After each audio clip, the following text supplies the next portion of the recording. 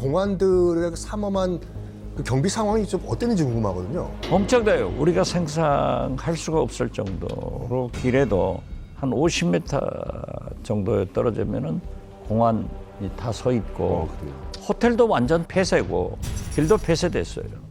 허가 받은 사람만 다니는 거예요. 일체 출입이 제한되니까 얼마나 통제하는 나라인가는 실제로 실감하고 거기다 저는 7, 8명이 붙어가지고 제약을 하니까 딸상 못했죠 뭐. 사실은 김정은, 시진핑, 푸틴 이 세 사람이 막루에 올랐는데 한 앵글에 이 세 사람이 한 번에 잡힌 경우가 없었잖아요. 그만큼 굉장히 많은 신경을 썼다는 걸 알 수 있는데 그렇죠.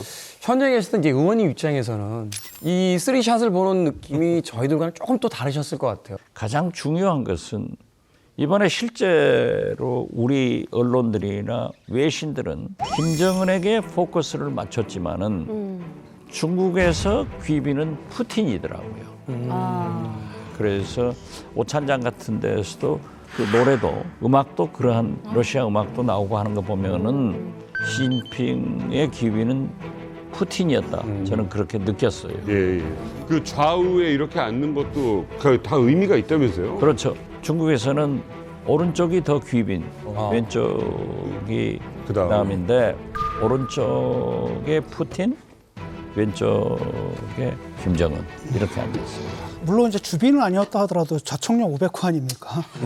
그 많은 정상 중에서 딱 세 정상만 돋보였단 말이죠. 그렇다면 북한이라는 나라가 갖고 있는 경제력이나 국력에 비해서 상당히 높은 대접을 받은 건 사실인 것 같고 1959년에 김일성의 열병식에 참석했을 때는 좀 멀리 떨어져 있었잖아요. 사회주의 국가 내에서 북한의 위치가 그렇게 높진 않았다라는 겁니다. 근데 이제는 이제 사회주의권이라는 게 다 사라졌거든요. 그래도 북한은 이제 핵을 갖고 있고 사실은 미국에 대항해가지고 핵을 갖고 있는 세 나라가 뭉친 거 아니겠습니까?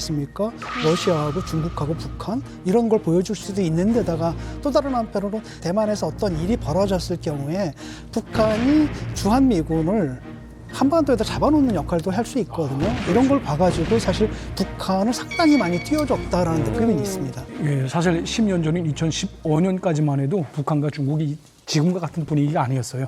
서로 시진핑과 김정은 사이에 굉장히 사이가 좀 안 좋았던 그런 시기였습니다. 욕도 하고. 왜냐하면 2012년부터 실질적으로 북한을 통치하기 시작한 그 해가 2012년 아닙니까? 근데 그 같은 해 11월에 중국에서도 시진핑이 중국 공산당 총서기로 취임을 했습니다. 그런데 이 시기점에 어떻게 됐냐면 북한에서 2012년 12월 12일에 광명성 3호 위성을 발사했거든요. 그리고 또 2013년 3차 핵실험을 단행을 했습니다. 그러다 보니까 시진핑이 굉장히 열이 올랐었거든요. 그래서 젊은 지도자를 좀 잘 길들여야 되겠다라고 생각해서 외국 방문으로 갔던 곳이 북한이 아닌 2014년 한국에 먼저 방문을 했습니다.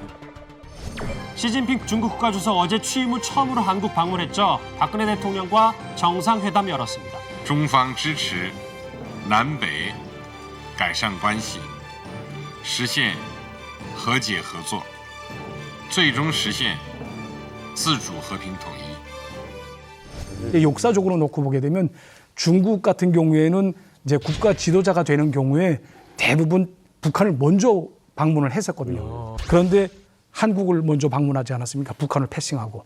그때 김정은이가 굉장히 요를 받았거든요. 그래서 외무성에서도 보고 문건에 피로써 맺어진 조중친선이라는 그 문구를 다 빼라. 그래서 피로써 맺어진 조중친선이라는 말을 한동안 쓰질 않았습니다. 그래요? 예. 원래는 그걸 앞에다가 먼저 쓰고 얘기했는데. 예. 그리고 또 결정적인 계기가 됐던 것이 또 뭐냐면 중국이 유엔 대북 제재의 상임이사국으로서 이걸 막은 것도 아니고 설선수범이 돼서 찬송하지 않았습니까? 그것으로 해서 또 관계가 굉장히 악화됐었거든요.